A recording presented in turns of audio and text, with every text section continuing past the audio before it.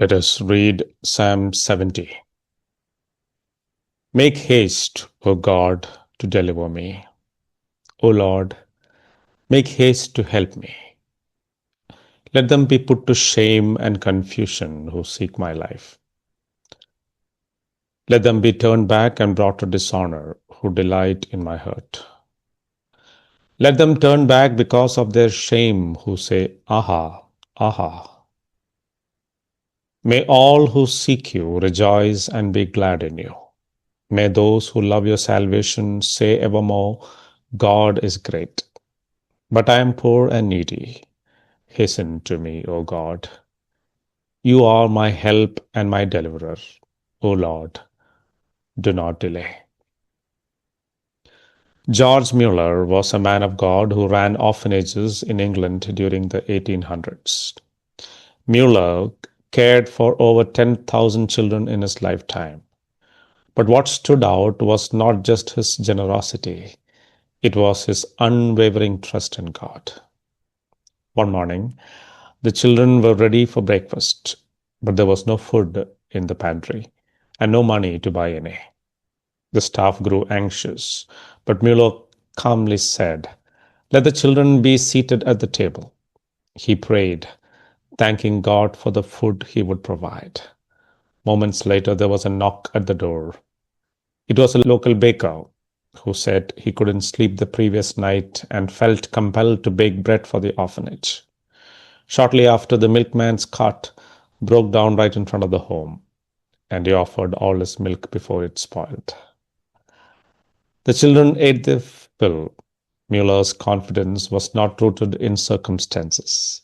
He sought the Lord with all his heart and had learned that God never fails those who trust him. Psalm 70 is an urgent prayer of David that reflects the same confidence. The heading says, To the chief musician, a psalm of David, to bring to remembrance. This is not just a casual note. It's a reminder that this psalm was to be sung, remembered, and taken to heart. In fact, much of it echoes Psalm 40, verse 13 to 17. These words were meant to be imprinted in the minds of God's people, equipping them for times of need. David's prayer begins, Make haste, O God, to deliver me. O Lord, make haste to help me. You can feel the desperation. It's a cry of a man cornered, who knows that unless God intervenes quickly, he is finished. Those who seek the Lord do not hesitate to call upon him in every trouble. They know he is their only source of help. David then paints a contrast between two very different groups of people. The first group is those who seek his life. These are not casual enemies. They actively plot harm, seeking to destroy him both physically and emotionally.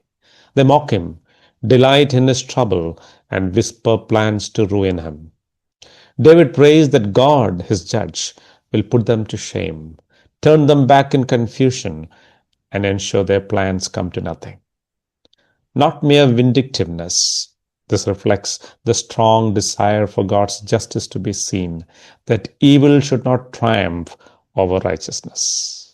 The second group has an entirely different spirit. David says, May all those who seek you rejoice and be glad in you. May those who love your salvation say evermore, God is great.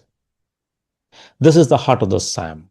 He begs the Lord to come to the relief of those who trust in him. Those who seek the Lord should be marked by joy, not by fear or scheming.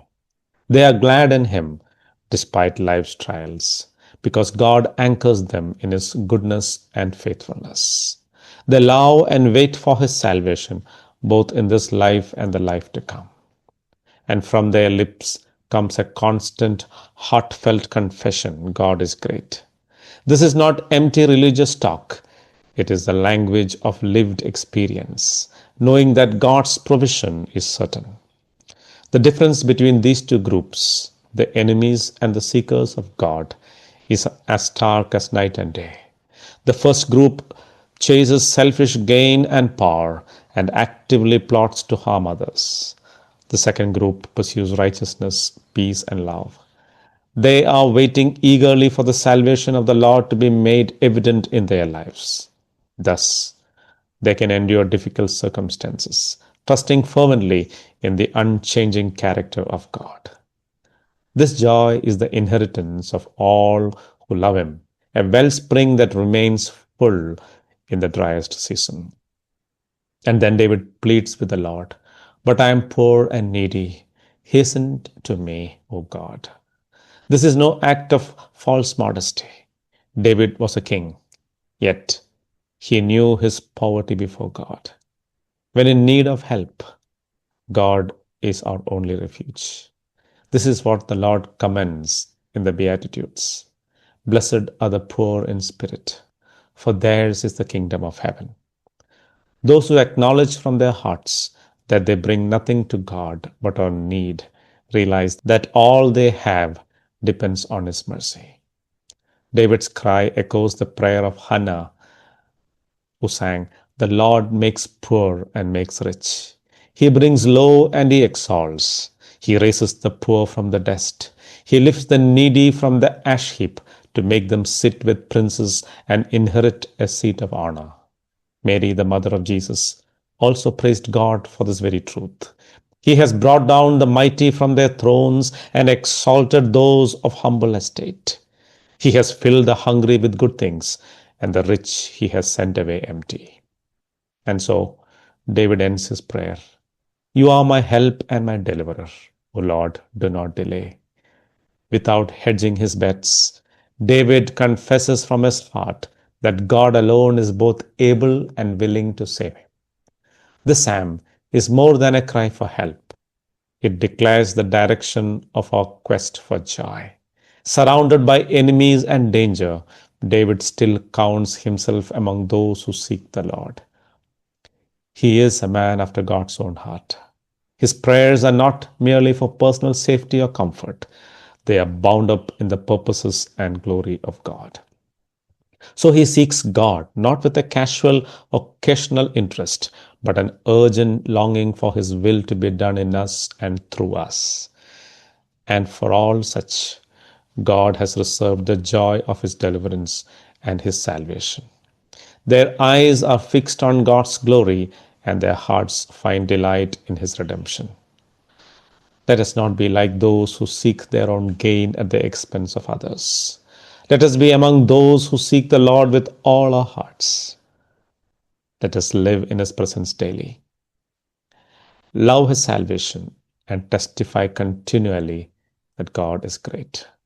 Let us turn to Him first in every need, humbly admitting our dependence and finding joy in His faithfulness, regardless of what is happening around us. When we feel weighed down by trouble, unsure of how we will make it through, let our spirits cry out as David did, "Make haste, O God, to deliver me. O Lord, make haste to help me."